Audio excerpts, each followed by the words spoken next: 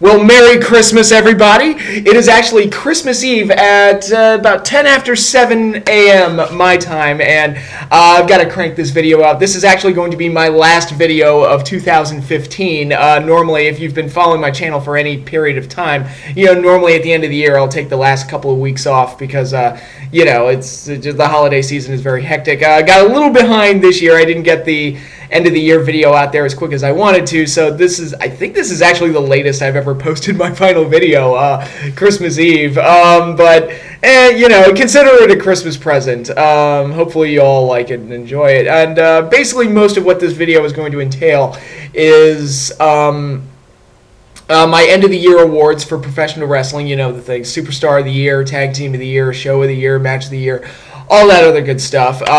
That's going to be covered. I'm also going to talk about some of my favorite TV shows and my favorite movies from 2015 and why they were my favorite TV shows and movies. Just as kind of like a, wrap up, end of the year, kind of like, this is the stuff I liked. And I'm going to be, it's going to be a very positive and upbeat video. At least I hope so.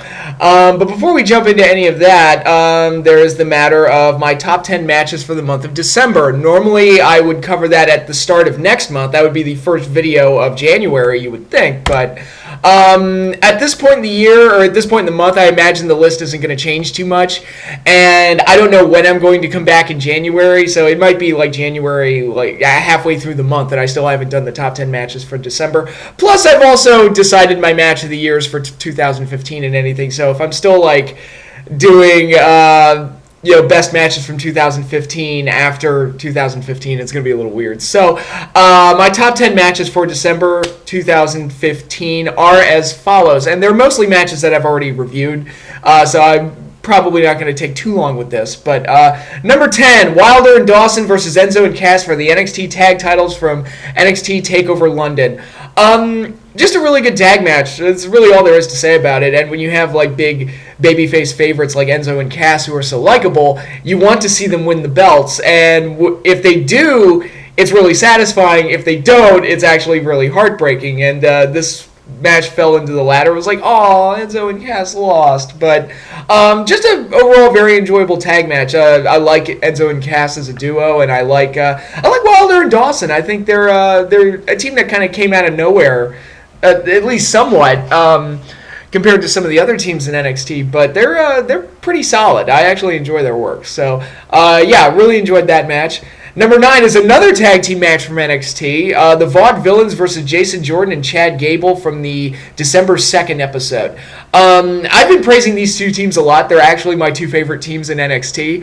The Vaudevillains are just so great at playing their gimmick to the hilt that they're just so entertaining. And Jordan and Gable, they are a match made in heaven. I mean, if you've seen their backstage stuff and if you watch their matches, you can definitely see that these two have a very tangible and very infectious likability to them, and they have a great chemistry with each other. So I'm really, really enjoying them as a team. They're also really damn fine athletes in their own right. So when you make them so likable, and then you throw on the fact that all four of these guys, really, they're all really good workers. It usually makes for a really fun match, and that's what this was. It was just a really fun tag match between two teams that I really, really like.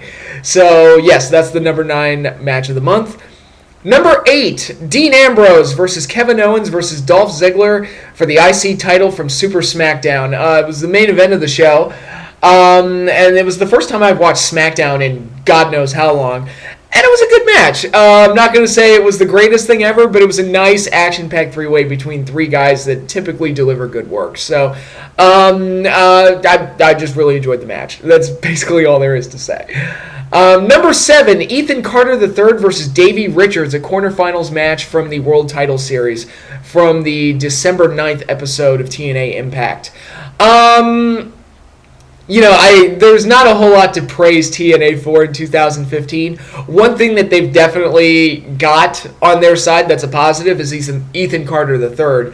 That guy is just great at just about everything he does. And then you throw him in there with Davey Richards, who's an amazing worker. And like the second best part of TNA in 2015 was probably the Wolves.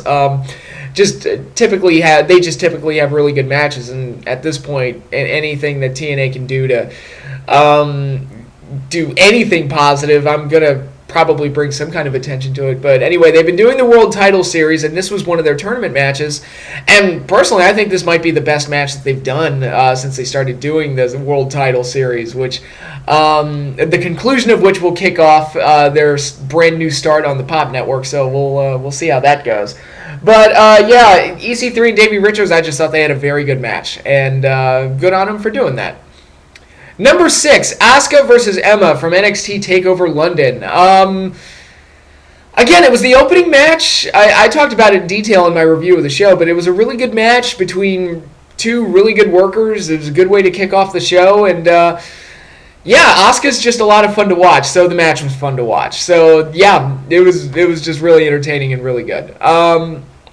Number 5, The New Day versus the Usos versus the Lucha Dragons for the WWE Tag Titles in a ladder match from TLC 2015.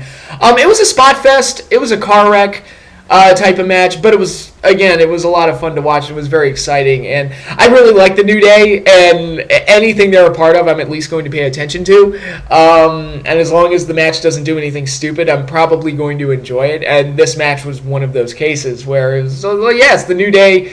New Day being the New Day, and you throw in a bunch of crazy spots on top of that, and you make for a fun match. And again, I have to bring attention to Kalisto's Salida del Sol off the ladder, which was friggin' insane. I mean, that was that's up there for the spot of the year, but not quite number 1 for that, but still very, very good, very cool. And overall, it was just a crazy action-packed ladder match.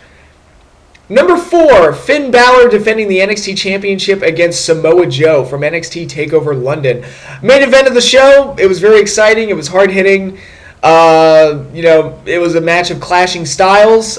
Finn Balor won, which was no real surprise, but overall it was just a very strong main event.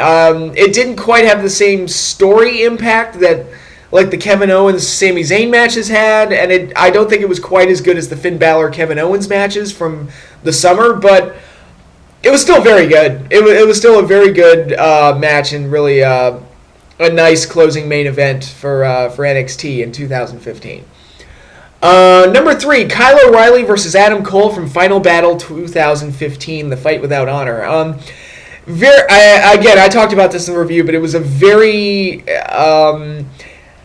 it looked like a grudge match. It would look like a match between two people that didn't like each other, which I liked, because it wasn't entirely...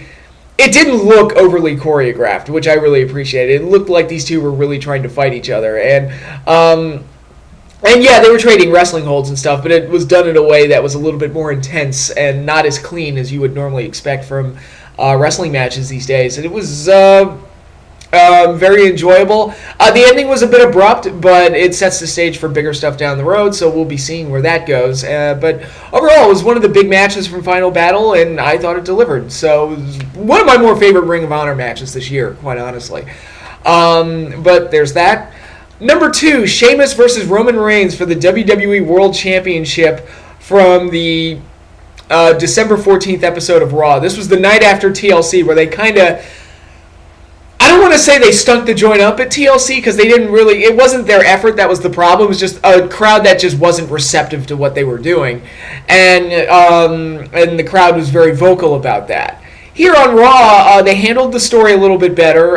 The ending to TLC was really kind of a big launch point to set this match up, and it really got the ball rolling on telling a story over the course of the next 24 hours. And it led into one of the better episodes of Raw this year, maybe the best episode of Raw this year, where they kept building up this main event, and they got Vince involved and a bunch of other crazy stuff. So by the time they got to this match, the feud that wasn't even remotely interesting before became at least somewhat interesting, and I thought the match itself was actually pretty good. More so than I normally give credit to a Sheamus match or a Roman Reigns match, especially when you put them together. But here, when you do the build-up right and you give the fans something to anticipate and you give them something... if you make it interesting and you put all the pieces in place and do all of that stuff right, then they'll be invested in the match, and they were. And I said this in the video, it's like, you could see this as them going into panic mode. And they were, clearly, with the ratings going down and a bunch of other stuff. That they did a title change in a big main event and got Vince involved and did a lot of other crazy things. But when they go outside the box once in a while, it usually yields something exciting, and that's what this was. So I'm not going to knock them for it. It was, again, I want to bring light to positive things that happened, and this episode of Raw was the best episode. Probably was the best episode of Raw of 2015, and this match was the main event of it, and it was very good. So, kudos for that. And my number one match of the month for December 2015 is Jay Lethal versus AJ Styles for the Ring of Honor World Title from ROH Final Battle. The main event to Final Battle was very, very good. You kind of expect that out of Jay Lethal and AJ at this point. AJ was coming off of an injury in Japan, so there were some question marks on whether or not he'd be able to go full force in this one. I thought he did very well. I thought the match was very good. Jay Lethal retained, which was a nice surprise. I guess it wasn't a surprise because he's defending the belt at Wrestle Kingdom, so I guess it wasn't too surprising that he retained, but it's really nice that Ring of Honor is dedicated themselves to Jay Lethal as much as they have, because he really is the best part of the show at this point. He's really stepped into that role very, very well. So it was Ring of Honor's last big main event of 2015, and I thought they hit a home run with it. I thought it was a very good, very exciting, very well-worked match between two guys that can get it done. So those are my 10 favorite matches for the month of December 2015.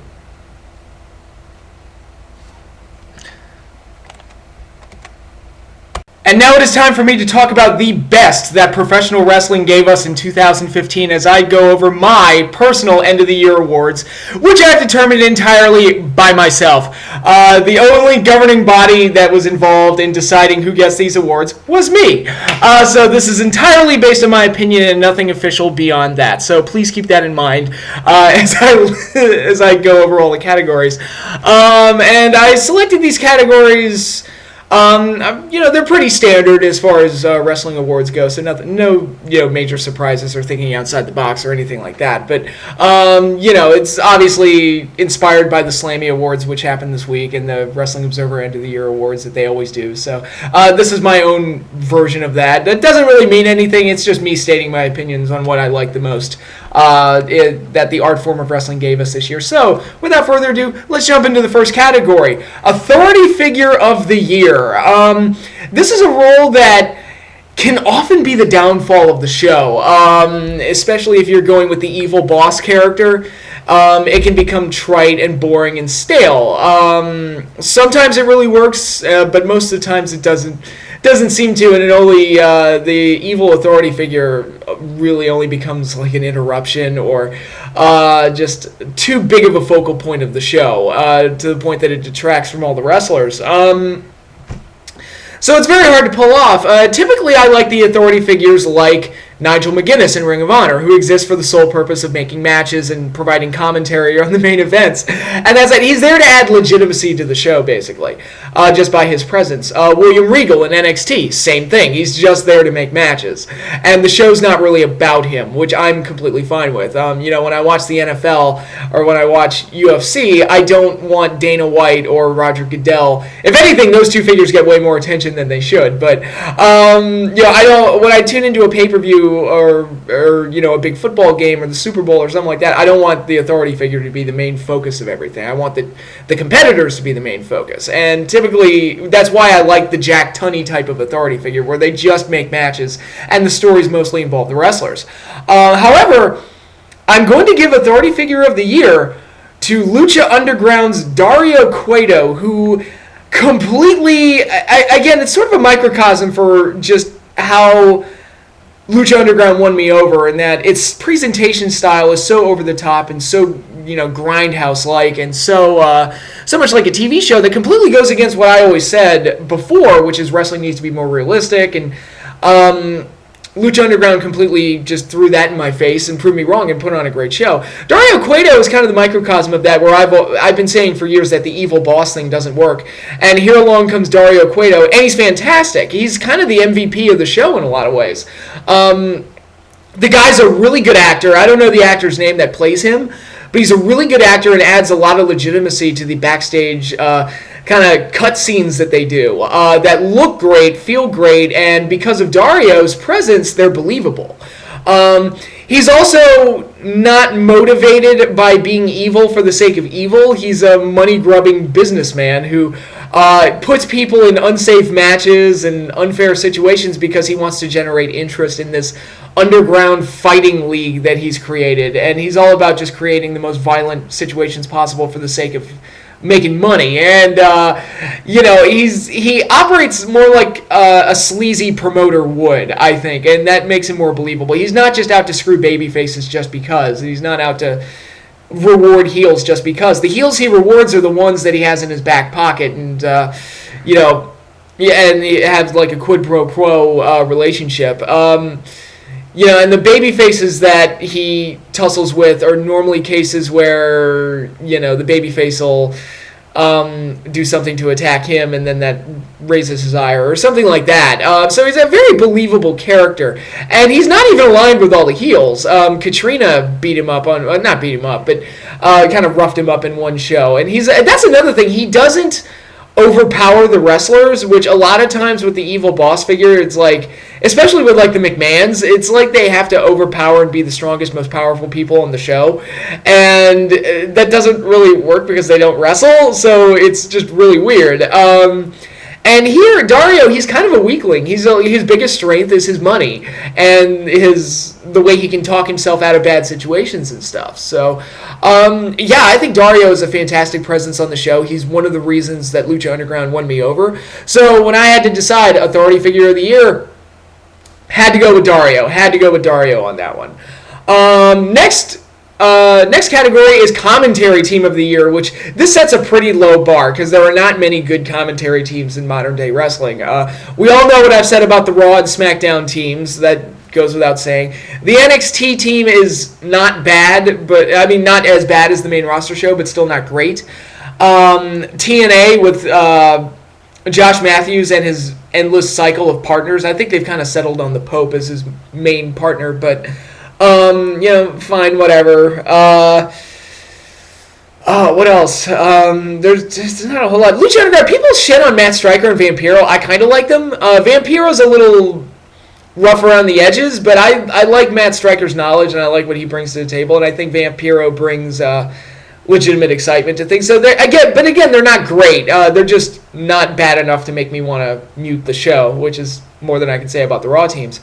So there weren't really a whole lot of options for Commentary Team of the Year. However, I'm kind of going outside the box on this one. New Japan on Access Television has Josh Burnett and Mauro Ranallo. I hope I pronounced that right. They are very good, and they're providing English commentary for matches that have already happened. And they still make it sound like they're calling it in real time. They sound excited. They sound knowledgeable. They sound like real sports commentators.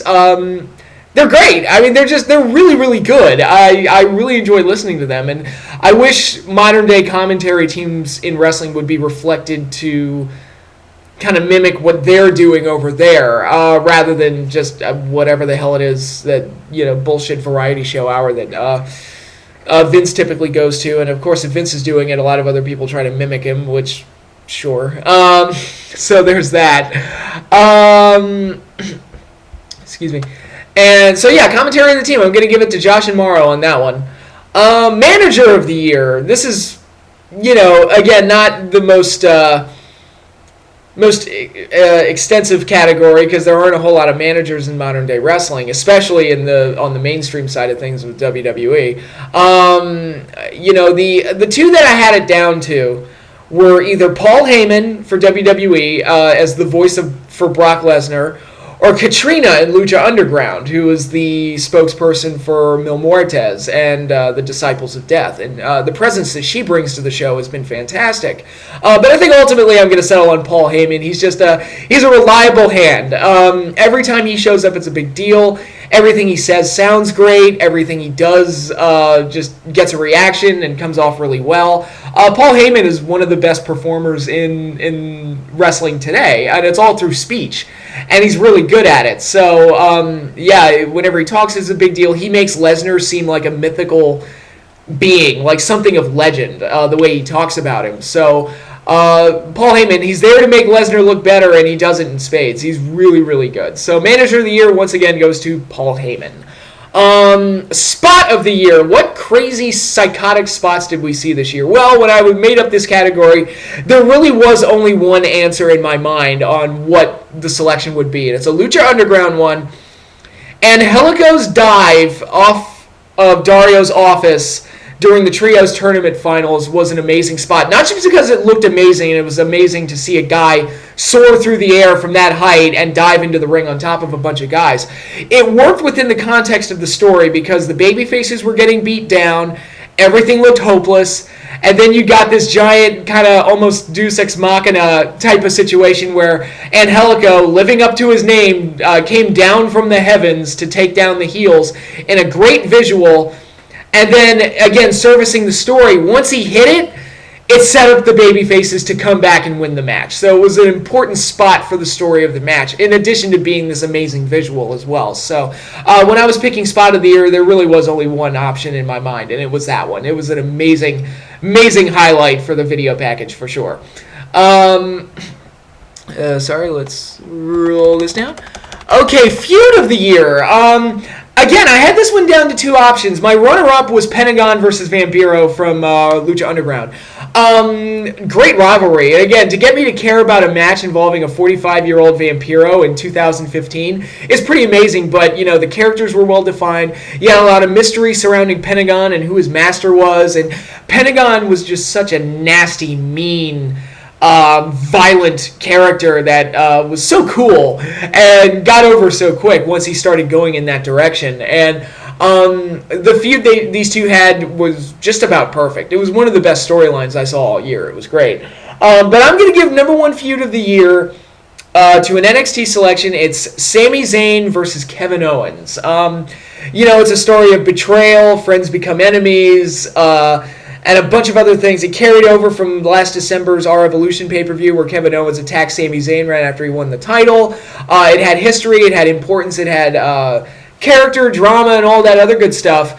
And then you get to the matches. They had two matches, and they still haven't had a conclusive match yet, which is why I hope that in 2016 they revisit the feud and do something with it, because I still feel like there's a hanging story thread there. I've had the idea of Sami Zayn versus Kevin Owens at WrestleMania, either for the NXT title or for the IC title. Either one, I'm fine. I say just give them a WrestleMania spot, let them conclude their story, because, like I said, the story's there. It's just a matter of concluding it, but everything they've done up to this point has been great. Sami, great babyface. That first match they had, a lot of little great moments that really accentuated the strengths of both characters. Sami Zayn got hurt. Kevin Owens took the belt from him. And Sami's still on the shelf, but he's getting ready to come back. So we have that to look forward to. Actually, I have not watched this week's episode of NXT where Sami was supposed to come back. So I gotta get on that. But yeah, I think the storyline of the feud has been great, and even Sami Zayn's injury has kind of enhanced it a little bit, because it's the long-lasting impact of what Kevin Owens had on him, and what the feud, the toll that the feud took on him. So again, it's one of those reasons I hope they revisit it in 2016. I mean, you could argue that the Pentagon Vampiro one is a more complete story because it had a beginning, middle, and end, and with Sami and Kevin, we're waiting for the end, but if they give us the end, it'll be great. So I'm kind of like sitting here like anticipating some kind of conclusion to the story. So yeah, Sami Zayn and Kevin Owens, that's my pick for Feud of the Year. Now we're going into Tag Team of the Year, and I have to say this one was a tough pick because there were a lot of tag teams I liked, but not a lot of them had great years. The Vaudevillains were kind of up and down for most of the year. Finally won the NXT tag titles. That took long enough. You know, and they were a lot of fun, but they're kind of, again, their year's kind of been up and down in terms of how often they're being used. Blake and Murphy kind of came out of nowhere, ended up being okay, especially when they gave Alexa Bliss to them, but again, not an overall great year. Jordan and Gable, they're kind of fresh, hot, new, and they're really exciting right off the bat, but they haven't really been pushed to do anything significant yet.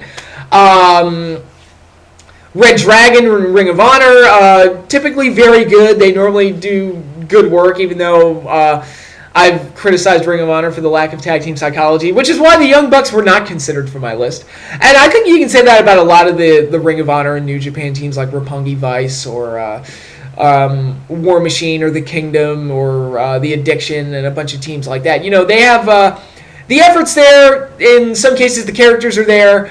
It's all really good. It's just the style of tag match that they work is not typically one that I care about all that much. In other words, they're very spot festy and don't follow the rules that much. And like I said, the Young Bucks are the worst offenders of that. TNA, like I said, the Wolves are one of the best parts of their show. For a while, they had Bobby Roode and Austin Aries as the Dirty Heels, and they did really well. And actually, the Best of 5 series they had with the Wolves was one of the best things TNA did all year.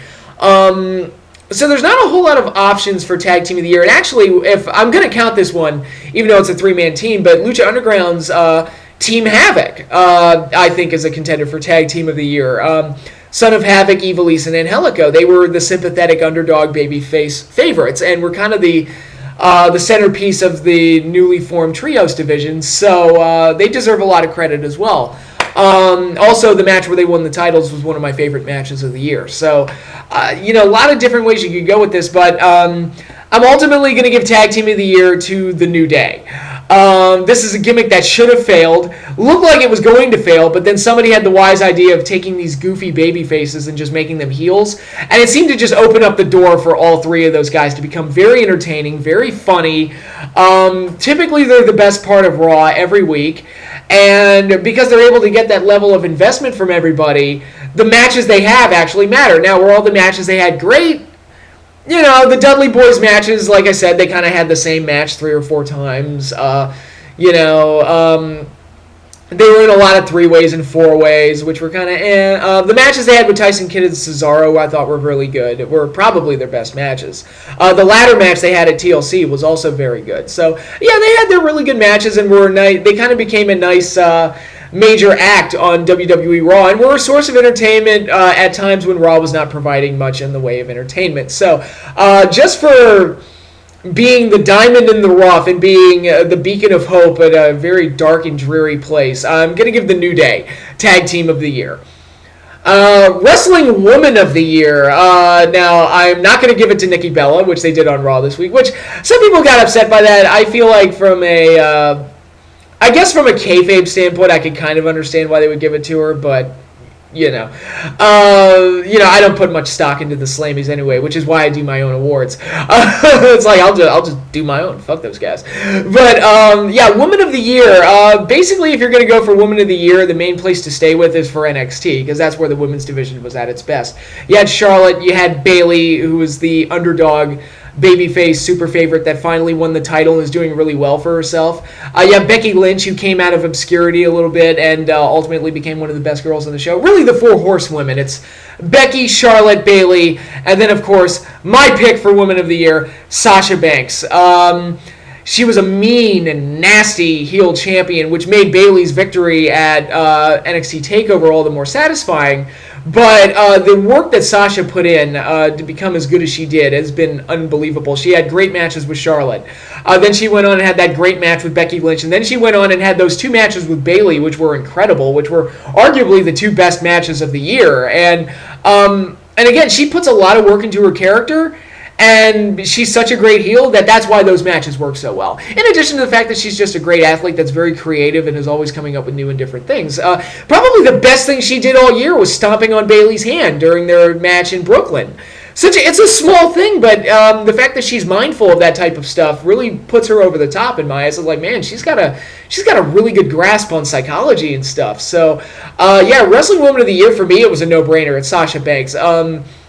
She kind of became a non-factor when she got moved up to the main roster, but they're getting a little bit better with her. She at least wins most of the time, so I expect them to try and do more things with her in 2016. Whether or not the things they do with her are any good is something we'll have to wait and see, but there you go. Sasha Banks, Woman of the Year. Male Superstar of the Year. This one was also kind of tough. there were some options in Lucha Underground, of course. Prince Puma, Mil Muertes, Pentagon. New Japan, I mean, their main eventers are incredible. Shinsuke Nakamura, Hiroshi Tanahashi, Kazuchika Okada, who's become my favorite Japanese wrestler to watch. Jay Lethal is the cornerstone of Ring of Honor. Without him, they'd be nothing. Well, I don't want to say they'd be nothing, but they'd be significantly less without Jay Lethal. He's been great. TNA, like I said, Ethan Carter III is the only reason to watch TNA at this point. So he deserves a ton of credit for that. Seth Rollins had his big year where he had a big run as WWE champion. John Cena took a back seat and worked at the U.S. title level, and doing that actually yielded some of his best work in years. Some of the Cena-isms were still there, and it was still a little annoying, but him taking a back seat a little bit actually made him a little bit more interesting. Brock Lesnar, always a big attraction whenever he shows up, always great and always a big deal, so his presence makes him a top contender for Superstar of the Year. You could also argue Roman Reigns, where the entire year was basically about him and his goal to get to the title. What other ones are there? Finn Balor and Kevin Owens for the work that they did in NXT. A lot of options this year, and of course it also helps that I've watched more wrestling this year than I have in probably any other year in my life. So a lot of options, but again, it was a tough call. I'm going to go with AJ Styles as my Superstar of the Year. This is a guy who ended his run with TNA. And then went on and became a star, in the Independents and in New Japan, where he was the IWGP champion for a few months this year. But everywhere I watch AJ, he just excels. Whether it be in Ring of Honor working with Jay Lethal or ACH or whoever they put him up against, whether it be working in New Japan against Okada or Kota Ibushi or Tetsuya Naito or Hiroshi Tanahashi, and he's going to be wrestling Nakamura at the Dome show, which that's going to be great. I can't wait for that. For his performance in the Trios, King of Trios tournament in Chikara, just so many great matches and such great work that he did all year long, and it's like, man, AJ, you expect somebody of that style to eventually just break down and not be as good as they used to be, and AJ is arguably the best he's ever been. And for him to be that incredible for that long, and it also helps that he's head of the Bullet Club, and they're a big attraction everywhere they go. He's just so good, and he's just so excellent. I've enjoyed watching him so much that I just was like, you know what, I'm going to give him Superstar of the Year. And the next category is Best Weekly Wrestling Show of 2015. Now, this category was really easy. I didn't have to think about it. The best weekly wrestling show of 2015 was Lucha Underground. The show was incredible. Its presentation style was very unique and way different from what anybody else was doing. The storylines were mostly great. The wrestlers that they showcased were fully fleshed out characters, were interesting, had great matches. The show was exciting. It was dramatic. It had a grindhouse type of feel to it. It was so unlike any other wrestling show out there that just watching it was so engrossing and so refreshing and so just so exciting week to week. I loved it. It became one of my favorite shows on television. I just enjoyed watching it, and I hardly ever 39 episodes. I don't think I regretted watching any one of those episodes. Not one. All of them were at least solid. Some of them were fucking amazing, and most of them were fucking amazing. It was just a great fucking TV show. In addition to being a great wrestling show, it had everything. It was incredible, and no other wrestling show, in my opinion, quite matched it. Raw, that goes without saying. TNA Impact, that goes without saying. Ring of Honor, show's not bad, but they're not spectacular either.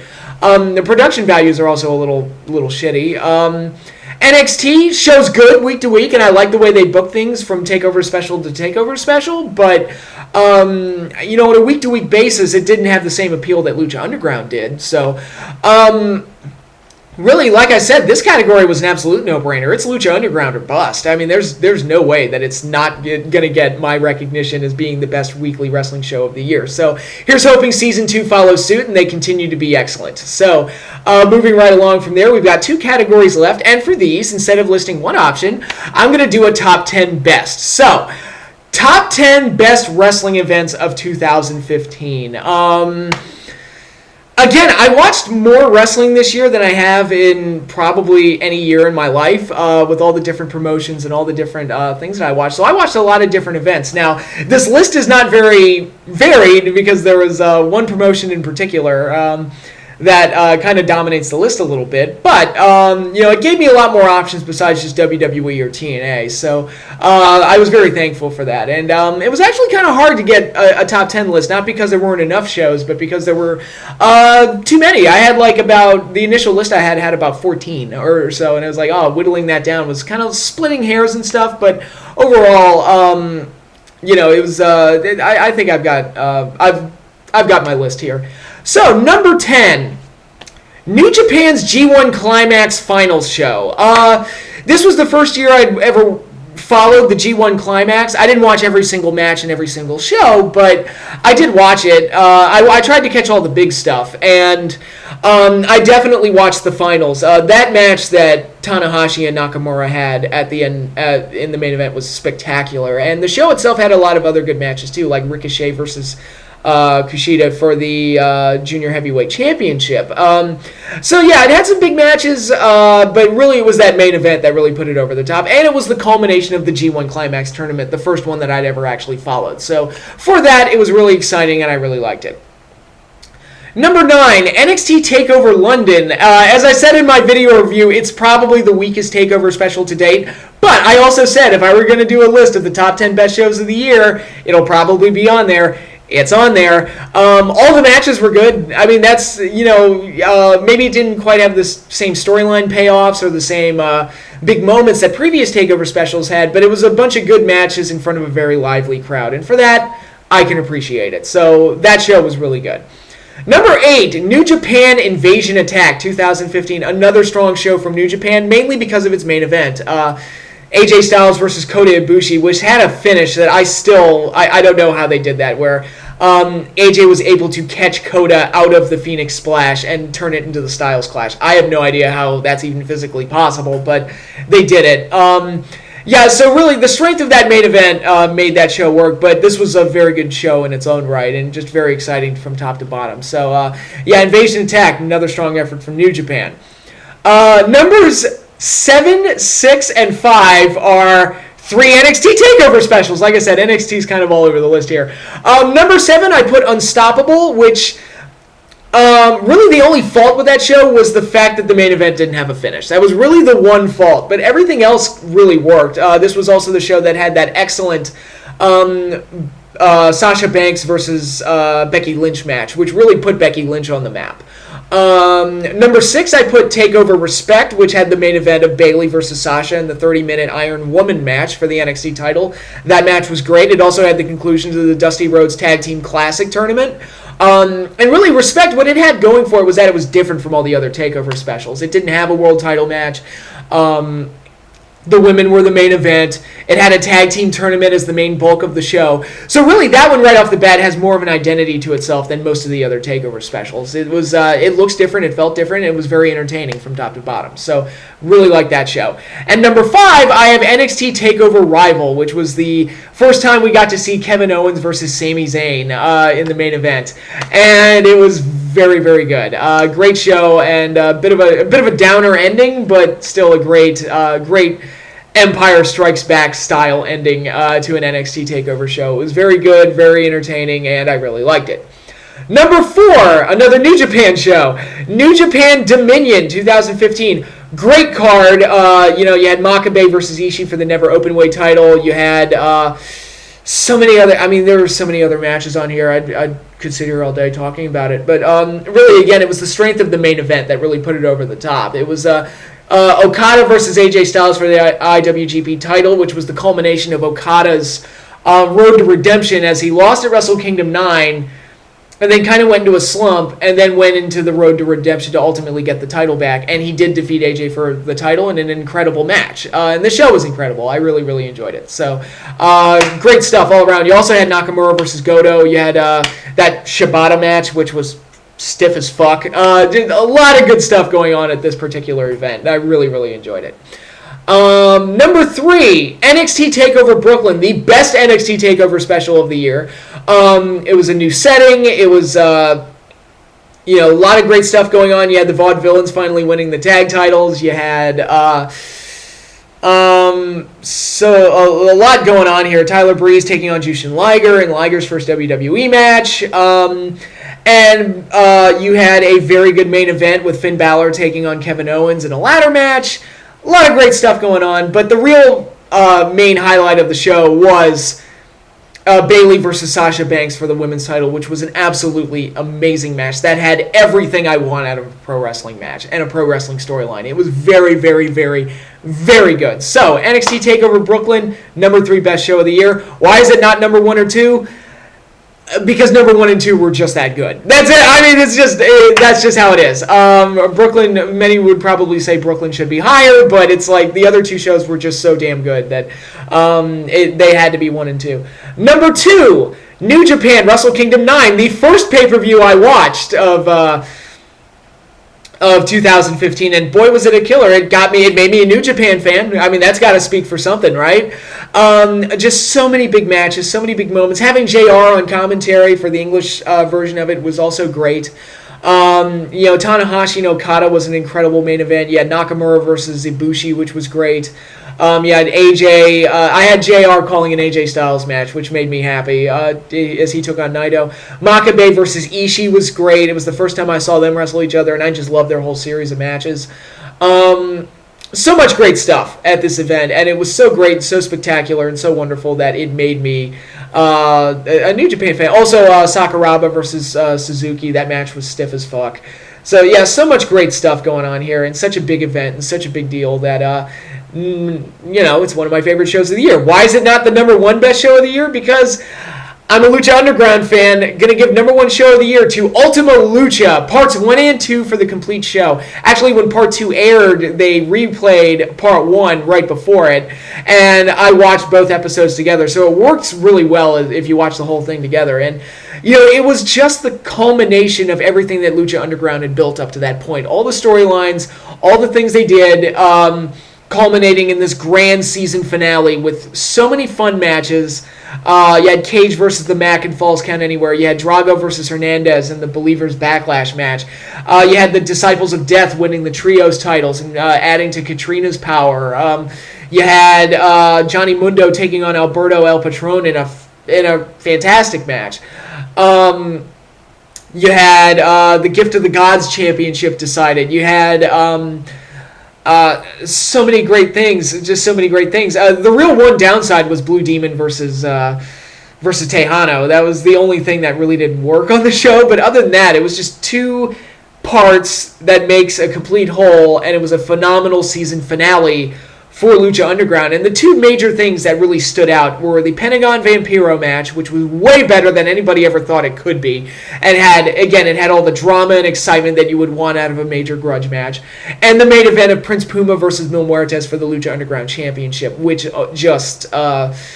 was an outstanding main event that really set the tone for what we're going to get in Season 2 now that Mil Muertes is the champion. So, it was a payoff, and it set the stage for Season 2. That ending montage they did was incredible. Like, Emmy award-worthy type of stuff. Like, that's how good it was. And, I've missed Lucha Underground ever since this show aired. It was so phenomenal, so amazing, and really the amount of work that went into creating Lucha Underground's entire first season is remarkable all to itself. So to put on a season finale as strong as this was really amazing. So number 1 show of the year, I had it down to either this or Wrestle Kingdom 9, but I ultimately decided to go with Lucha Underground because the amount of work that they put in all year long building up to this event and then having it pay off as well as it did was really incredible. Now, there were a few other shows I liked that didn't quite make the cut, but them's the break sometimes. I did enjoy Money in the Bank overall. I do remember liking Hell in a Cell. WWE's Beast in the East show I thought was a lot of fun. There was the King of Trios tournament. I watched that for the first time. Ring of Honor's pay-per-views were solid. TNA's pay-per-views were... they weren't terrible. I don't know if they were... I wouldn't say I considered putting them on this list, but they weren't as bad as they should have been, all things considered. But yeah, I feel confident that those are my top 10 favorite shows of the year. Those are the ones that really stood out to me when I look back on 2015. Those were the shows I definitely enjoyed the most. And with that, let's go into the final category, my match of the year, which will also be a top 10 list. My top 10 favorite matches of 2015. And again, I had a lot of options here, and there are a lot of really, really good matches that got left off. Here are some of the runner-ups, just so you're aware. Let's see, I had them written down. Okay, these are some of the ones that didn't make the cut for my top 10 list. A bunch of Lucha Underground matches, like Puma versus Mundo all night long, some of the Puma matches with Cage, Aztec Warfare, Mundo versus Alberto, the first match they had, the Drago Aerostar matches, Mundo versus Cuerno in a steel cage. Yeah, so there were a ton of Lucha Underground matches that were very, very good and didn't quite make the cut of the top 10 list. Seth Rollins versus Dean Ambrose in a ladder match for Money in the Bank. I really enjoyed that one. Finn Balor versus Kevin Owens. All of their matches. There was the match they had WrestleMania weekend, the Beast in the East match where Balor won the title, and the ladder match from TakeOver Brooklyn.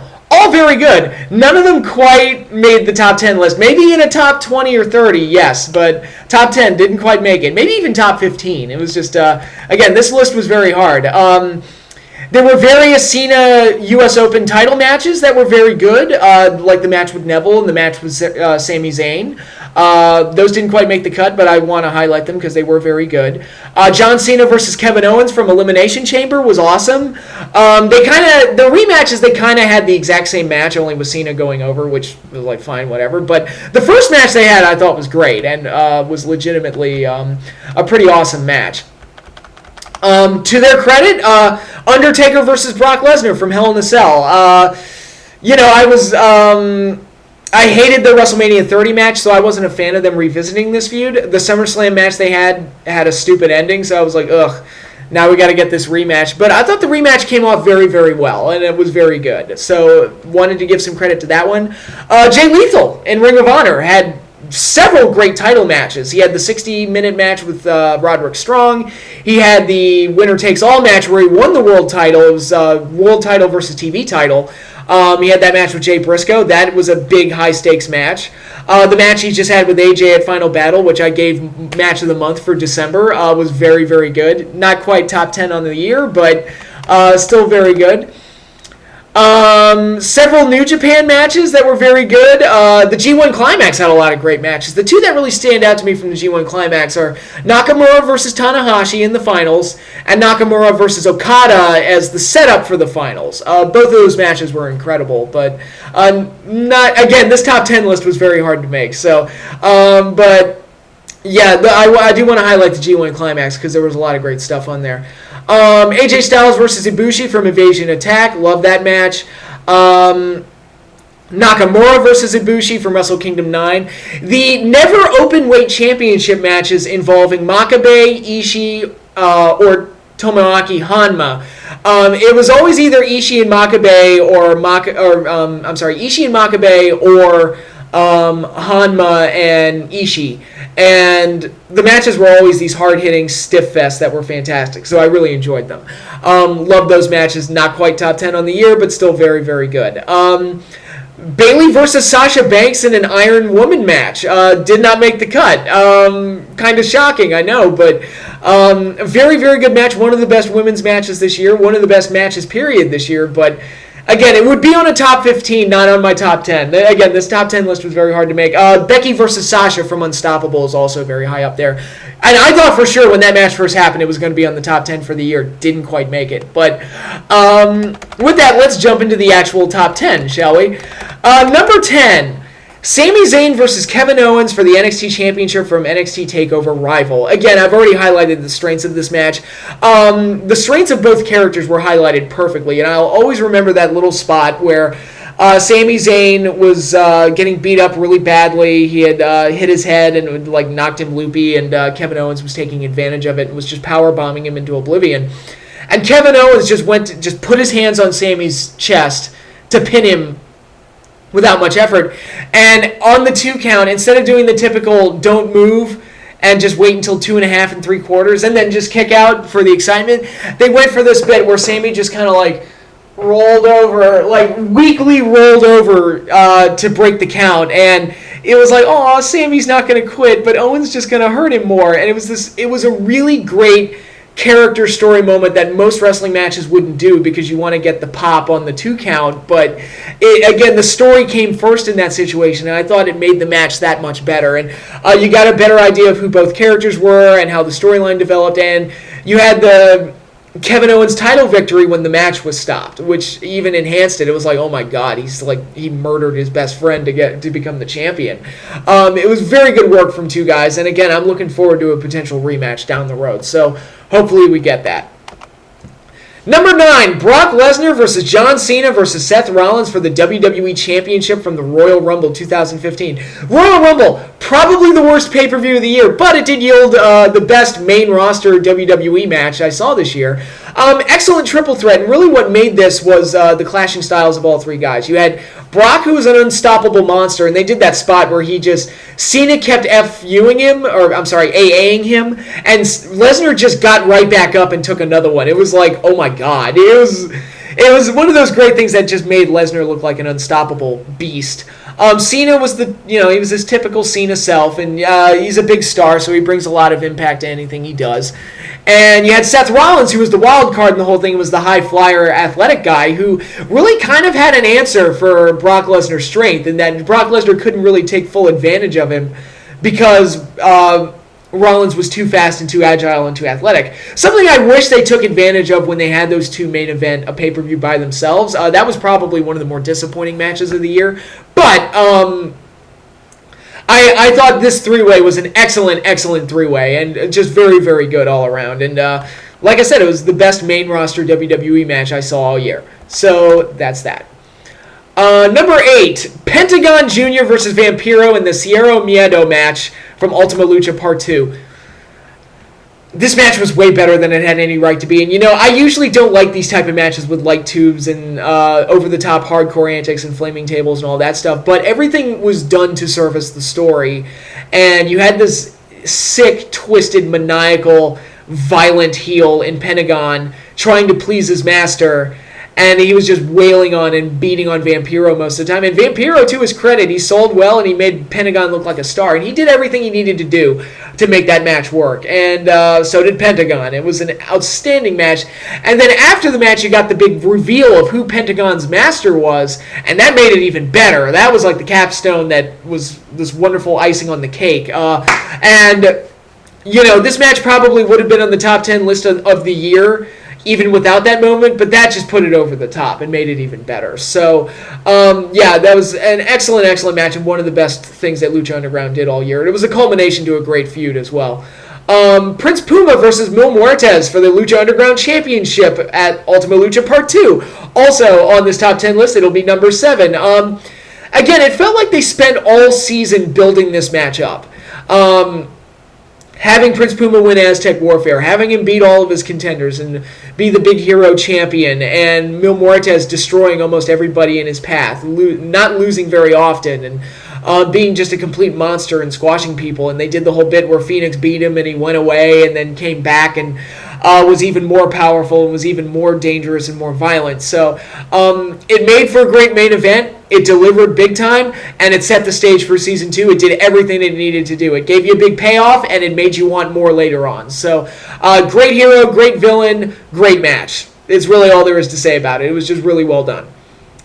Number 6, Kyle O'Reilly versus Kushida in the Battle of the Super Juniors Tournament Finals. This match didn't get a whole lot of attention, but I wanted to make sure I praised it some more because I thought these two had an outstanding match. Had a little bit of everything. It had high flying. It had hard hitting, action. It had chain wrestling. It had counters and reversals and just action from bell to bell. It was an outstanding match, and it was the culmination of this great tournament that they did to determine who would get a title shot against Kenny Omega for the IWGP Junior Heavyweight Championship. It was an outstanding match. Like I said, it had a little bit of everything. It was just really great stuff, and I think it kind of flew under the radar a little bit, even for people that watch New Japan. But if you haven't seen it, go check it out. I thought it was probably the most underrated match of the year. I thought it was an outstanding contest. I loved it. Loved every minute of it. Number 5, Phoenix versus Mil Muertes in a Grave Consequences match from the March 18th episode of Lucha Underground. This match got a lot of praise when it happened. I even did a video about it saying that it might have been the best casket match of all time. It's either that or Shawn Michaels and Undertaker from Royal Rumble 98, which is gets no love, by the way. Everybody remembers the Hell in a Cell match. Everybody remembers the WrestleMania matches that they had years later. Nobody remembers the Royal Rumble casket match, and I think the Royal Rumble casket match is fantastic. But in any case, getting to this match, Mil Muertes versus Phoenix, the first ever Grave Consequences match, was outstanding. It was brutal. It was violent. One of the best uses of blood that I've ever seen in a wrestling match. It was so effectively used here. Again, very basic setup. Phoenix was the underdog. Mil Muertes was the monster heel. And it was done with all these theatrics and colorful setting and everything, with Mil Muertes being the master of death and Phoenix being literally a phoenix that rises from the ashes and is the man of 1,000 lives and can't die. Very over-the-top crazy stuff, but Lucha Underground makes that over-the-top crazy stuff work. And also had basic wrestling 101 mindset applied to this as well. So it was a great feud, and this was really the culmination of the feud. I know they would wrestle each other again, and they're probably going to wrestle each other again in Season 2, given how everything ended in Season 1. But, yeah, this match was incredible. It was just an incredible, violent, brutal display. And it was something that if TNA were to do something like this, or if WWE was to do something like this, or even somebody like Ring of Honor was to do something like this, it probably wouldn't work as well. It would probably come off as really cartoony, but Lucha Underground made it work, man. And Katrina played a great role in it as well, and her role in the whole storyline and how she was manipulating Phoenix and all the stuff that went on there. So, yeah, this match was incredible. It was really great stuff. So, number 5 on the year, Grave Consequences match. It was crazy. It was over the top, but it was a lot of fun. Number 4, AJ Styles versus Kazuchika Okada for the IWGP World Championship from Dominion. You know, the main events that New Japan had all year was so great. It seemed like as long as it involved Nakamura, AJ, Okada, or Tanahashi, it was going to be great. And if it involved two of those 4, it was going to be outstanding. So, yeah, their main events have just been outstanding all year. In this match, you got my pick for Superstar of the Year going up against the guy who's become my favorite Japanese wrestler to watch, Kazuchika Okada. And they tore it the fuck down. This was an incredible match with so many of the great counters they did, so many big spots and craziness and drama and everything, and also it had a great kind of storyline going on with, as I said, Okada's road to redemption to make up for the loss at Wrestle Kingdom 9 and eventually get himself back on track to become the champion again. And yeah, I thought Okada and AJ, they worked very, very well together and had one of the best main events of the year. Number 3, the Trios Championship Tournament Finals from the April 22nd episode of Lucha Underground. Again, underdog babyfaces put in a hopeless situation, and then they come through and win. It's very gratifying. And it's not in that Cena way where he wins all the time, so it doesn't really matter. This was done, it's like these 3 dysfunctional personalities, Son of Havoc, Angelico, and Ivelisse, you never would imagine that they'd be able to work together given their awkward history with each other. But they did. They advanced in the tournament. They made it to the Fatal 4-Way. They won the Fatal 4-Way, and if they had ended it right there, it would have been great. But it was like, wow, the underdogs won it, great. But then Dario had to throw a curveball and said that the Crew was going to be the final step to winning the Trios Championship, and he made it a no DQ match, and they got beat up. It looked hopeless. It was like, oh my God, they can't come back from this. And then, as I said earlier, when I determined Spot of the Year, Angelicos died from the heavens, saved the day, and ultimately helped them win the titles. It was probably the most gratifying and satisfying title victory of the year, was Havoc and Angelico and Ivelisse becoming the first ever Trios champions in Lucha Underground. Very good stuff, very great. It was just wrestling excellence at its finest. It might have been the best episode of wrestling television all year long, was that Trios Tournament Finals. And again, it's just basic wrestling storytelling applied in a big way and handled very, very well. And I loved it, and it was very good. It was great. It was wonderful. And yeah, it was just a really well told story, and that's all there is to say about it. Number 2, Hiroshi Tanahashi versus Kazuchika Okada for the IWGP World Title from Wrestle Kingdom 9. The big main event of the show. And it's amazing to me that these two have wrestled each other as many times as they have, and they still managed to keep it fresh and make it exciting. And this match was no different. It was just, they high-fly, Tanahashi was high-fly, flowing all over the place. Kazuchika Okada was hitting his big spots everywhere. Tanahashi kicked out of the Rainmaker clothesline, which almost nobody does. It very rarely ever gets kicked out of. It was just an outstanding match that had a big WrestleMania type feel to it. It had a big match feel to it. And then it had some raw emotion afterwards where Okada lost and then broke down in tears. It was a very human and very emotional thing. I was like, wow, this is really good stuff. And the match was so good and it was so exciting that it really transcended the language barrier. It's like you could understand everything that was going on without English commentary and without the language. And I've always said with Japanese wrestling, the language barrier is an issue, but in this match, it really wasn't. It was just excellent from start to finish. It was just very, very good. And then my number 1 pick for best match of the year is Sasha Banks versus Bayley for the NXT Women's title from NXT TakeOver Brooklyn. Unfucking believable match. I've already praised it several times in this video, but unfucking believable. That's all I'm going to say.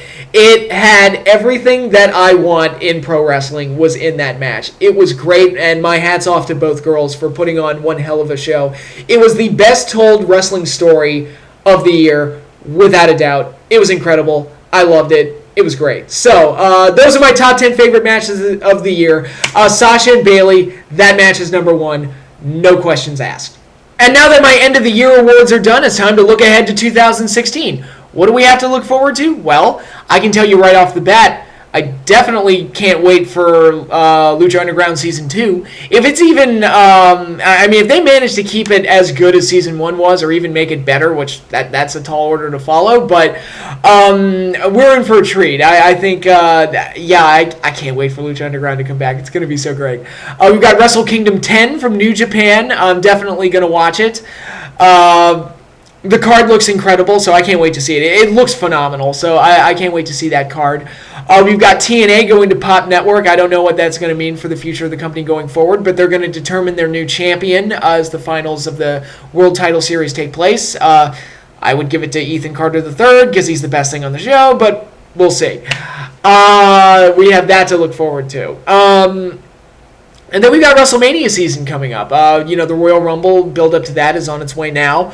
And once the Royal Rumble's done, then it's going to full-on Mania mode. And I don't have a complete idea of what they're going to do for WrestleMania. I've got some theories on what they might do. I've got some ideas, but based on what they've done on television so far, I don't see anything concrete on what they're going to do for WrestleMania, which is unusual. Normally, you can kind of predict where everything's going to go pretty easily. Normally, it's really obvious where things are going to go. So, it is kind of exciting. It's kind of like, oh, gee, I wonder what's going to happen. So, hopefully they manage to put on a really good WrestleMania. I mean, they are in a great venue. As much as I hate the Dallas Cowboys, I have to admit that is a nice venue. So we'll see how that goes. But WrestleMania 32, we definitely have that to look forward to. Anything else in wrestling? Don't know. There are a bunch of surprises. And, I'm definitely going to keep doing my top 10 lists for best matches of the month. That's something I'm going to be following up on. And once Lucha Underground comes back, I think the list will become harder and harder to make. Because, man, it's like some of the ones towards the end there got really rough. Trying to come up with 10 matches that I really, really liked for a month. But, there's plenty of stuff to look forward to next year. And I'm a little excited about it. So hopefully it all turns out really well. And now that I'm done talking about pro wrestling for 2015, let's wrap things up by talking about movies and television shows and listing my top 10 favorite TV shows of 2015 and my top 10 favorite movies of 2015. So, let's jump into the TV shows. I watched a lot of TV shows this year, trying to catch up. I caught up on a few, and there were quite a few that I really enjoyed. So let's go into my top 10 favorites of the year. Number 10, The Flash on CW. This is a show that makes me feel like a kid again. It's so cheesy and so over the top and so kind of cartoony, but man, it works really, really well. It's so entertaining. I like the cast. It's very colorful, very creative, kind of bright and bouncy. It has some of the teenage drama issues that really have polluted Arrow to the point that I'm really getting to not like Arrow anymore. But with The Flash, it's not as pronounced, and the good stuff is really, really good. They brought Mark Hamill back to play the Trickster, which I enjoyed that.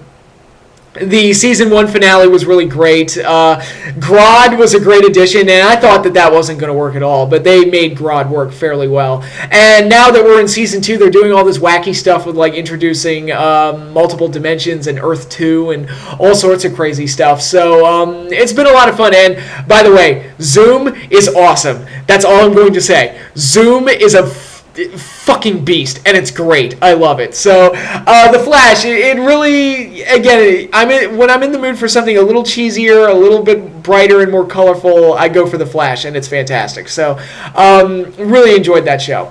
Number 9, House of Cards, one of my favorite shows on Netflix. People told me that season 3 wasn't very good, and I was a little disappointed by that because I love seasons 1 and 2. And season 3, it's no, it's really good. I think it's very good. Basically we get to see Frank. God, I don't want to spoil it for anybody who hasn't watched the show, but we get to see him in a position of power that's very significant, and all the struggles that go along with that. And that's really all there is to say without spoiling anything. But no, I think Kevin Spacey and Robin Wright are amazingly well cast in this show. I can't picture anybody else playing those roles. And the political drama is interesting, and the backstabbing and the lying and all the other stuff that they do to each other. It's I thought the season just kind of followed suit and was very, very good. And I thought the ending was very good, because now I'm wondering, well, fuck, what's going to happen now? Jesus. So yeah, House of Cards, very good show. Good job, Netflix. Number 8, my number 8 favorite TV show of 2015 is Lucha Underground. I'm not even kidding. I'm not even close to kidding. Yes, a wrestling show is one of my favorite TV shows of the year. But it's the best goddamn wrestling show on the planet, so there you go. But I've already gushed over Lucha Underground enough, so I don't even really need to explain it. But yes, Lucha Underground is my number 8 favorite TV show of 2015. Number 7, we're getting into the adult cartoons here. BoJack Horseman on Netflix. I feel like the show gets overlooked. And people who have watched it kind of write it off as kind of weird and don't really get it. But I think the show's very funny. I think it's dark, and it gets really dark and depressing at points. But I think on its own, I think it's a very, very good show with some excellent voice acting from the main leads. You got Will Arnett as BoJack. You've got Kristen Schaal plays a character, and anytime I hear her voice in anything, I kind of mark out because she's so great. And by the way, it didn't make the list, but I also really like Bob's Burgers. I think Bob's Burgers puts Family Guy and The Simpsons to shame, and it gets almost not even half the credit that those shows get. But in any case, BoJack Horseman, the voice acting's really good. The stories are get a little emotional sometimes, but they're also plenty of room for great humor. I think it's a great show, and if you haven't seen it, I recommend it. Go check it out. And one thing I will say about the show, it's so good, I wish Horsing Around was a real show. And that's all I'm going to say. If you want to know more, go watch the show. Number 6, another classic, South Park. This season, South Park did something that they were experimenting with last season, but didn't really go all the way with, and that was having continuity in between episodes. And this season was one long story arc about how PC culture has taken over South Park, and it was hysterical. It was absolutely hilarious from start to finish. I loved it. It was really, really funny. Actually, okay, start to finish. My one knock on this season, I thought the final episode was a little muddled. They introduced some things that really didn't have anything to do with, the whole season was basically about lampooning PC culture and all the offshoots of that. the last episode worked in gun control, and while it was funny, it felt a little out of place from what they'd been doing the entire season before. And really, in the final episode, they should be worrying about doing a payoff to everything that they'd done. But overall, it was still really funny. It was just a minor nitpick. But South Park, I mean, they are just the masters at making fun of people. It's so great. It's just making fun of society, holding up the mirror to society and saying, this is what you look like. And it's just really good. And goddamn, 19 seasons, and they're still funny. Like, it's amazing to me. Simpsons, not as good as it used to be. Family Guy, fucking awful now, but South Park is still good. I don't know what it is, and I'll say this. PC Principal is the best new character that South Park has created in years. He is incredible. Great character. I love him. And, yeah, South Park still going strong after all these years, and that's definitely great to see. My number 6 on the year. Number 5 on the year, Archer, who just had their 6th season. This was the season after the big Archer Vice season, which a lot of people didn't like because they changed everything. I loved it, but yeah, the show, again, the witty banter's great. The character development has been very good, especially in the relationship between Archer and Lana. It's still very funny. The parodies that they do are still incredible.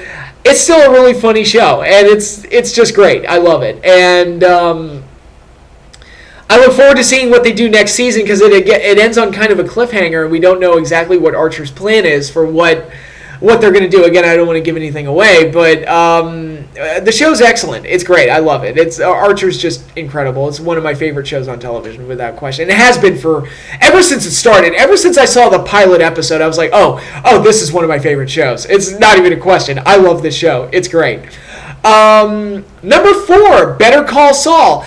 I did not think this show was going to be good. And I just thought they were trying to, cash in on the success of Breaking Bad and by giving Saul Goodman his own show. And I'm like, this is going to suck. It's not going to work. I watched it, and it was great. It is, it's got, the funny thing about it, it doesn't rely on sex. It doesn't rely too much on violence. It doesn't rely on adult situations or anything like that, and yet it's still a dramatic show. It's still, got great characters. It's fun to watch. It's engaging, and it does it without a lot of the things that a lot of other shows are doing, and I find that admirable. Anytime you can be different, I think is a good thing. And this show is definitely different. It's way funnier than Breaking Bad. It's got its own identity from Breaking Bad. It would have been so easy to just kind of make Breaking Bad Part 2, but the show's its own thing. There are a couple references to Breaking Bad, like including Mike, but he was great, so I don't mind. They included Tuco at one point, and that was that's a little fan servicey. But overall, I think Better Call Saul is a very good show, and I can't wait to see what happens in season 2. So, excellent job there. I really, really enjoyed it. Number 3, USA's Mr. Robot, which was one of their big TV dramas over the summer, and I can't really say too much about it without giving away any spoilers. Just believe me when I say it's great. It's an awesome show, and that's all I'm going to say. Because if I start talking about it, I'm going to give away how great it all is. But each episode is great. The first episode in particular feels like a mini-movie, and the season ends in a way that I didn't quite expect it to end. The way they handle some of their big reveals and everything. But yeah, it's I definitely want to see a season 2 on this because there's some big questions that I have going forward. But I thought the drama, the acting, and everything else was just stellar in this show. And if you haven't seen it, go check it out. It's fantastic. Number 2, an Adult Swim show. My favorite adult-themed cartoon in 2015, Rick and Morty. This show is outstanding, and I think a lot of my love for the show stems from the fact that I love Back to the Future, and this show is basically about how fucked up the relationship between Doc Brown and Marty is, and it basically takes that relationship and just deconstructs it and presents it in a really fucked up way, similar to what Venture Brothers does with their material, but Rick and Morty, the show does a fantastic job of taking old sitcom tropes and applying them to these high-level science fiction concepts. And it's very funny, very creative. The characters are great. It has some really good emotional moments sprinkled in throughout as well. The finale, the season 2 finale in particular, was very emotional and very well done. Yeah, I love the characters of Rick and Morty. I love their relationship. I love Summer too. I think Summer really stepped up in this season and became a really strong player in the series. It's a really great show. It's just really, again, really creative, really funny. My favorite episode was the Alien Parasite episode, and I will not elaborate beyond that because I'll just give away spoilers, but very, very good stuff. So yeah, Rick and Morty Season 2 was excellent, and I loved it. And my number one favorite TV show of 2015 was a Netflix show, a Marvel show. It was Daredevil. Now, there are a lot of superhero shows out there. Supergirl aired. I haven't seen it yet.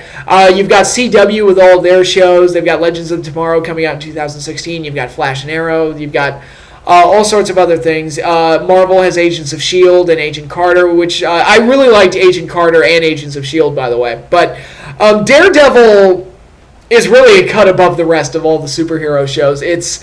I should also note there was also Jessica Jones, but I haven't seen it yet, so that's on my to-do list. Man, Daredevil, it's basically like... It's one of the best crime dramas on TV, without question. Yeah, it's a great superhero... It's kind of like it has that Nolan Batman approach, where it's a great superhero show, but it's also a great crime drama, and very down-to-earth, very gritty, very realistic, and again... The acting's very good. The drama's very good. The fight sequences are awesome. They set the stage for certain things in Season 2, which I think are going to be great. And I have to say it, Vincent D'Onofrio as the Kingpin, fucking amazing. That guy deserves an Emmy. His performance as the Kingpin was just outstanding, out of this world. And I hope we see more of him in Season 2. We'll see how that goes. But... yeah, Daredevil, that was my favorite show of 2015. Very good. And all these shows were fantastic this year. So, yeah, as a television viewer, I did pretty well, I thought. I got some really great shows out of this year. And with that, let's close out by talking about my top 10 favorite movies of 2015. I was fortunate this year. I didn't see too many bad movies. I'm sure there were a ton of bad movies. I just... was smart enough to avoid most of them. The only one I saw was Terminator Genesis, but I didn't see Pixels. I didn't see what was that other one? The Vacation movie. I didn't see a lot of those really bad ones. So, I was fortunate this year in that regard. But I did pick out a list of my top 10 favorite movies of the year. Certain movies didn't make the cut. Spectre didn't. I enjoyed it, but it didn't quite make the cut. Ant-Man, a lot of fun, didn't quite make the cut. Jurassic World made me feel like a kid again. Story has a few too many holes in it, though, and I was like, But it was good, enjoyable, just not top 10 worthy. Spy was another movie I saw that was actually really entertaining, but there were better spy movies this year, even though that one's more of a parody. There's also some movies I haven't seen that I wanted to.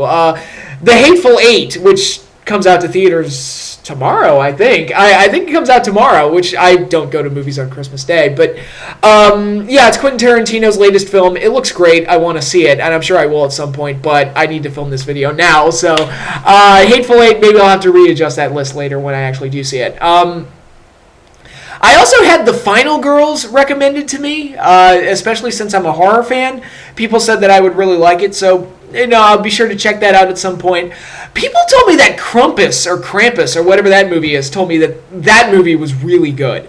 I don't know for sure, but that sounds really interesting. It looked kind of silly, but it also looked like kind of a throwback to like kind of cheesy 80s horror, so it looked a little interesting, but yeah, people have told me it's actually really good, so maybe I'll check it out at some point. But here it is, my picks for my top 10 favorite movies of 2015. Starting at number 10, Avengers: Age of Ultron, number 10. It was a very entertaining movie, very good, action-packed, had all the characters again, did a lot of great things. Even Ultron being as funny as he was, that was kind of a... It took some getting used to, but once I did get used to it, I really, really liked it. So I was like, no, I'm digging this, and he's kind of evil. He's evil Tony Stark. I'm like, oh, okay, that kind of, it's like Tony Stark's personality embedded into a computer program that took over an army of robots, and it's so like once I accepted that, I was like, no, it kind of fits weirdly. I think a lot of people were disappointed by the movie because the genie's kind of out of the bottle at this point, because the appeal of the first movie was that you'd never seen all those characters put together in a single film. Now here you are, you put them all together again, and it's kind of like, yeah, we've already seen this, and yeah, they added a bunch of new characters, but they weren't as big as like Captain America or the Hulk or Thor or Iron Man, who all got their own movies. Now it's like you have Quicksilver and Scarlet Witch being introduced in this movie, and the Vision being introduced in this movie, and Falcon and War Machine, who are kind of like sidekicks in other movies. Even Black Widow, which to a degree, I'm like, when is she going to get her own movie? Everybody keeps saying she should get her own movie, but I'm sure she will at some point. But in any case, so yeah, I think that's why a lot of people were disappointed by it. But overall, I thought it had all the positives of the first movie. Great action, great characters, great interactions, very quippy, very funny. A lot of fun. It was just a really fun summer blockbuster, and for that, I say good job. Number 9, the Peanuts movie. I was expecting this movie to be a disaster. When I first heard they were doing a Peanuts movie, I was like, okay, animated or live action? Okay, it's animated. Good. We dodged that bullet. They are going to fuck this up royal, though. They are going to modernize the Peanuts, even though they're supposed to be timeless. They are going to make it, all 3D and shit, and it's going to be like this big marketing campaign that's going to be annoying, and Linus is going to have a tablet and be tweeting and all sorts of other shit, and Schroeder's going to be playing the piano on an app on his iPad or something stupid, and they're going to get celebrity voices to voice the kids. It's going to be really bad. It's going to be really, really bad. Fortunately, they did none of those things. The closest they came to like modernizing it, they included a Meghan Trainor song on the soundtrack, which was unintrusive, and the song was used for a dance scene. So whatever, it's not that bad. But other than that, classic Peanuts all the way. Like, oh my god, like Charlie Brown fails all the time. All the kids have their own little quirks. They actually go outside and play, which is refreshing to see in a kid's movie. Linus still has the blanket. Lucy was absolutely perfect. Lucy was always my favorite Peanut. Complete and utter bitch, and she's fantastic. And that's the other thing that they really captured well here. The kids are very blunt, and that was always one of the things I admired about the Peanuts, is that the kids are very, very blunt. And not adult content wise, they don't curse or anything, but they will straight up call somebody an idiot or stupid or a blockhead or whatever. They're just very direct and very blunt. That was always a lot of where the humor came from for me. And I thought they captured that in this film. It was a nice nostalgic film in a lot of ways, but really they represented the classics very, very well. And I couldn't have asked for this movie to be any better than it was. And actually, because it's Christmas season, I had to watch the Christmas special again for the Peanuts. So I've been in a bit of a Peanuts nostalgia mode ever since this movie came out. I rewatched Boy Named Charlie Brown, which is my favorite movie that the Peanuts ever did. Has a very bittersweet ending to it, very kind of a downer, but the whole point of Charlie Brown is that you learn from failure and you persevere after failure, and that's always a good message. And this movie has that. Not to the degree they do tack on a happy ending, but again, he learns from his failures and he perseveres after failures, which is again, like a good message I think to give to kids. And overall, I thought the Peanuts movie was very good. It was just, for a movie I was expecting to be a disaster, I was like, wow, they look like the Peanuts? It's CGI animated, but they animated it in a way that it looks like the classic Peanuts. All of Snoopy's sound bites come from previous recordings from the original actor, Bill Melendez, which is great. I was like, wow, they really went the extra mile to make this movie work. It's really, and like I said, it's classic Peanuts. If you like the Peanuts, you will like this movie. No doubt about it. It's great, and I loved it. Number 8, The Man from U.N.C.L.E. Based off the classic TV show, this movie was just a fun spy movie. It was really unique in how it was shot, too. A lot of like forced perspective and different things that they did with the camera to make it really cool. But it had the feel of an old classic James Bondy type of spy movie, and I really liked it. I was like, man, this is a lot of fun. You got Superman, I forget his name, but the guy who plays Superman now is the lead role in this, and he was great.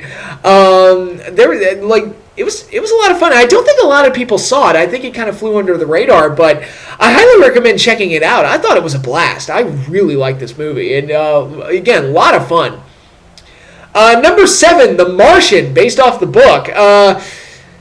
What made this movie work so well for me, obviously Matt Damon's acting, which was great.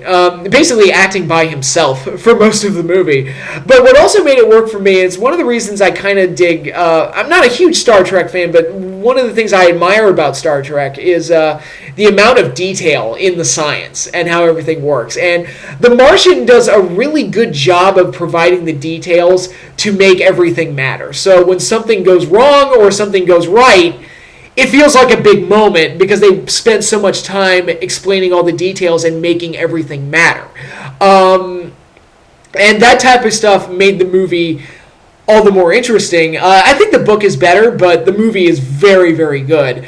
And again, it's largely just Matt Damon acting by himself and a bunch of people trying to figure out how to get him home as he gets stranded on Mars. It's, again, very creative, very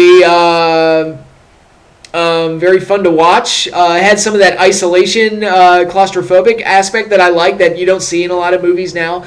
But it's one of the reasons I love 12 Angry Men, and I love the Hitchcock movie Rope, and all sorts of other things like that. But yeah, you can feel Matt Damon's kind of close quarters situation here as he's trying to figure everything out and try to find a way to survive. But yeah, I thought the movie was very, very good, and I highly recommend it.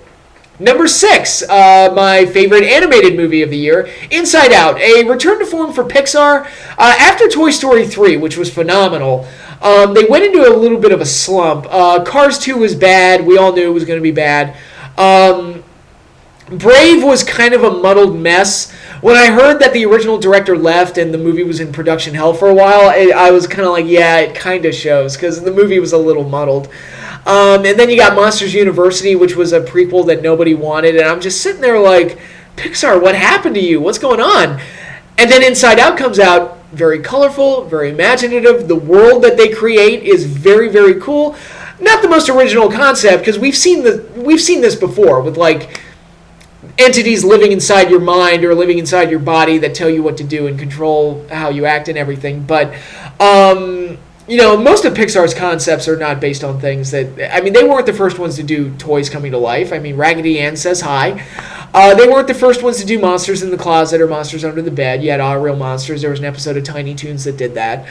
They weren't the first ones to do talking rats. First ones to do rats in the kitchen, as far as I know. But, it's... So normally Pixar, they don't have the most original concepts, but they do it really, really well and better than anybody else. And Inside Out, again, I thought was very emotional, very colorful, and just a very good movie. Just a really, really good movie. And like I said, a return to form for Pixar. Now, unfortunately, The Good Dinosaur, I've heard, was nowhere near as good. It didn't look that good, unfortunately. But again, I haven't seen it, so I can't really say. But Inside Out, I thought was very good. Very, very good. Number 5, keeping in with the spy movie trend, Kingsman: The Secret Service. This movie was incredible, and basically I'm going to sum it up by saying it was James Bond meets Kick-Ass. That's the best way I can describe this movie. And same people that worked on Kick-Ass worked on this film, so it shows.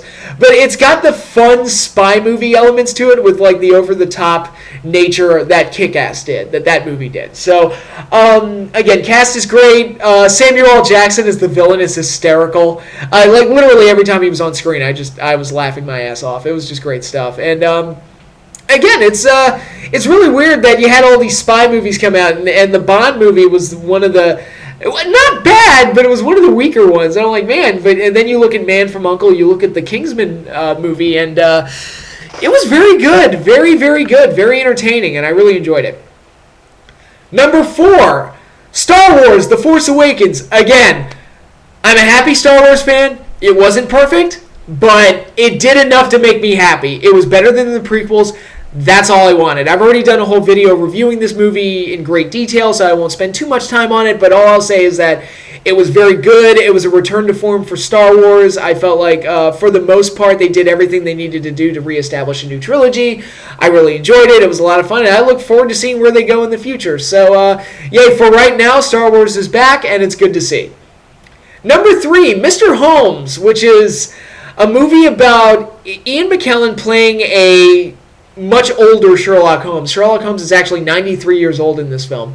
And it's him basically trying to recall the details, because his memory is failing. He's trying to recall the details of his last case so that he can properly document it, because Watson had a tendency to sensationalize his stories in a way that he didn't like. So he wants to properly document his final case that he's actually forgetting elements to, because he's 93 years old. And he wants to, and basically this is his last adventure, trying to document his last case properly so that he can publish it and send it to the world. Again, it was different from what I expected it to be, because I was expecting this movie to be like, oh, Sherlock Holmes in his 80s, but he goes and solves a murder case again, because, you know, there's a tendency to do that. It's like, oh, here we go again, the old man still got it. And here, they didn't really do that. It was kind of a broken down, lonely, sad, old, failing Sherlock Holmes just trying to achieve some level of success, which is documenting that last case and remember that last case. And it was kind of heartbreaking to see him like that. It was like, wow, because Sherlock Holmes is one of my favorite fictional characters ever. Maybe even my all-time favorite fictional character ever. And even though Ian McKellen had never played the role before, he was fantastic. I thought he was great. One of the best portrayals of Holmes I've ever seen. He's certainly up there with like the Jeremy Brett, and because he's playing a very different type of Holmes. He's playing an old, broken down, retired, not much longer for this world Sherlock Holmes. And it was a very down-to-earth and human story as Sherlock Holmes tries to make a new life for himself now that he's not the all-time great detective anymore, and trying to achieve something in his old age. And it's a very, again, it's very heartbreaking to see Holmes like that, but it made for a very good movie and a great performance from Ian McKellen. So, again, this was kind of a smaller scale film. I think it kind of flew under the radar a little bit, but if you are a Sherlock Holmes fan, I highly recommend it. It's great. Number 2, Mad Max Fury Road, the movie that created more memes than anything on the fucking planet. It's quotable, it's exciting, the whole movie is a 2-hour adrenaline rush. It's great visual storytelling. You get a sense of who the characters are and where they came from just through visuals. They don't spend a whole lot of time on exposition, which is great. We kind of see everything through Max's eyes. So the stuff that doesn't make sense, like the car engine cult that is going on with Immortan Joe and everything, we really don't have that explained beyond what Max sees. And I think that's great. We're just being immersed into this crazy situation. And the whole movie is just craziness on top of crazy for 2 hours. Again, very exciting. It's character driven. The action scenes are great. There's practical effects, which makes it even better. It's kind of like a better version of the Road Warrior. That's kind of like what this movie is. It's like they took the Road Warrior and just made it better. And it's great, wonderful, and it's as exciting as everybody said it was. So yeah, major thumbs up for Mad Max. But my number 1 favorite movie of the year goes to Creed. I'm a huge Rocky fan. I make no bones about that. And revisiting this world in a way that I didn't expect was very good. The formula of the movie is basically Rocky all over again, but with a new character, Apollo Creed's son. But what makes it work and makes it stand out among the other Rocky films is the relationship between Rocky and him training Apollo Creed's son, and the relationship that they form throughout the course of the film. It's the emotional core of the film. It works really well. It has all the stuff you want out of a great Rocky movie, and it's that relationship that really serves as a great core for the film and really makes it work. And man, when I saw this in theaters at the end of the fight, and I don't want to spoil it, at the very end of the fight, the audience erupted with applause. So I know it's like, man, they really got it right. They did well here if the audience is applauding at the exact moment that they're supposed to. And it was, Sly Stallone, man, that Rocky character, dare I say, he should probably get an Academy Award nomination for Best Supporting Actor. I mean, I know that sounds crazy to say that of Sylvester Stallone, especially in 2015, but I thought he did a really good job here. I thought Michael B. Jordan was fantastic. People keep telling me he's a really, really good actor. And I don't think I'd ever seen him in anything. I know he was in the Fantastic Four movie, which I feel bad for anybody that was attached to that project. I didn't see it, but I heard it was arguably one of the worst superhero movies ever made, which I'm like, damn, that's bad. But I mean, that says a lot. But I mean, I know there's a tendency for nerds to hyperbolize, but you know, that movie, I knew that movie wasn't going to be good anyway. So but yeah, it was nice to see him do really well here. He was great as Creed, and this is a character that could have easily gone wrong. He either could have turned into a stereotype, or he could have been an unlikable punk, or something like that. But no, Creed is very likable. Donnie, he's a really likable character, and you follow his journey and the relationships he forms all the way through to this big fight that he has, as he's trying to overcome certain things like living in his father's shadow, or make a name for himself, or just achieve his goals of being a great fighter, or whatever. He's overcoming all of this stuff.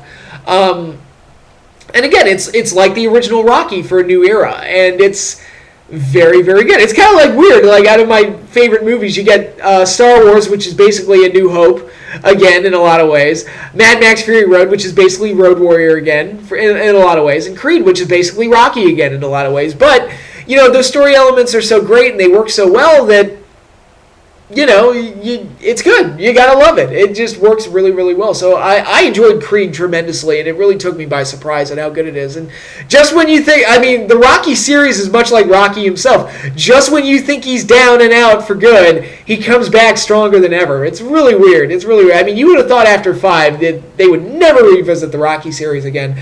But then we got Rocky Balboa, which was amazing, and then we got this movie, which was very good too, and my personal favorite movie of 2015. And phew, I made it. We're good. My final video of 2015 is now complete. I want to take this time to thank all of you for watching this video and any other videos you may have watched on this channel. I always appreciate the support. And I hope you all enjoyed my work and all the videos I made this year. I am definitely going to return in 2016, making more wrestling videos and various other things about movies, television shows, and whatever the fuck I feel like. Hey, there's a new Godzilla movie coming out next year in Japan, so I might be doing a video about that. Who knows? Do more 45-hour Godzilla movie reviews. But but in any case, once again, I wanted to say from the bottom of my heart, thank you everybody for all the support that you've given me throughout the year, and however long you've been following this channel. It's definitely appreciated, and I wish you all a great holiday season. I hope you all have a Merry Christmas, Happy Hanukkah, Happy Kwanzaa, and all that other good stuff. And obviously, I hope you all have a Happy New Year. And I hope 2016 is a great year for everybody. But until then, I am done. I'm all good and ready to go, and I'll see you all in 2016.